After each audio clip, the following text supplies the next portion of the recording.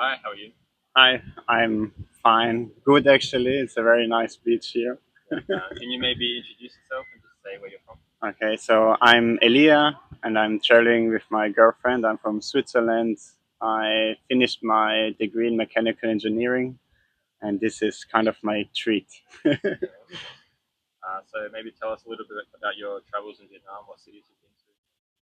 So we flew to Hanoi, which was super nice. We went there on the when did we come there? Like the 16th of August, which is also a national holiday. So on the weekends, they closed the streets and they had these huge shows. It was super nice. And then we went to Halong Bay, a super touristy cruise, which was also nice. And then to Hajang, we did the scooter tour on our own, which was also super impressive to see, like the towns in the north. And then to Ninh Binh, Hoi An, which all were nice, but maybe not our favorite places. And now here at the beach, which again is super different. I think Vietnam, where we've been so far, every place was very different here as well. And I guess our next stop in Saigon is also gonna be a bit different. Yeah. What's But, your favorite memory of mm, I think for me it was on the motorbike in Hajang.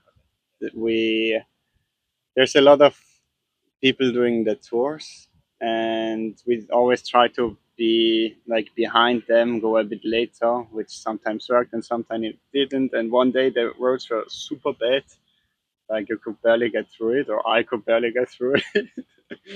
And then we went to this waterfall, which all the tours go to, but like from one minute to the next, there were no people because all the tours had to go back to Hajang, and then we were the only people at this beautiful waterfall. I think that was the best memory so far. I think the countries are almost uncomparable. I don't know. I think the people are different. It's sometimes I think difficult as a tourist to know if people are actually kind or if they just want to provide good service. I also think like in the hotels, the people are always super nice, especially in Hanoi. But I think it's also part of the culture. I think in Switzerland, for people to be super kind to you, you have to pay a lot of money. No, I think, yeah, people are very kind here. Maybe the mountains in the north are kind of similar. Sometimes you look at it and you're like, this is kind of like back home. Yeah.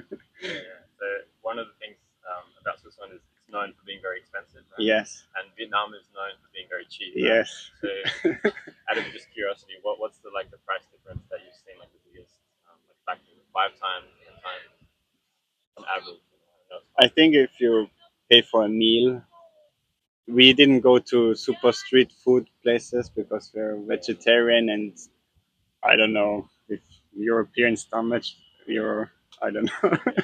But at one place, I think we paid 40 for like a super big plate, 40K, which in Swiss francs is like 120, and then like 20 cents for the beer.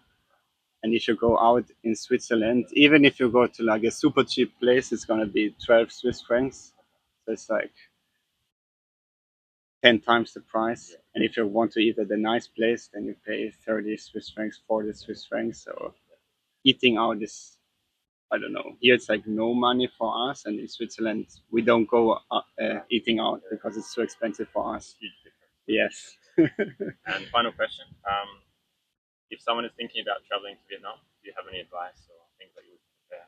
Mm, I think we were super nervous coming here because we haven't been to lots of places, and before we went to Cuba 2 years ago during COVID, and there was kind of intense to be honest. Wow.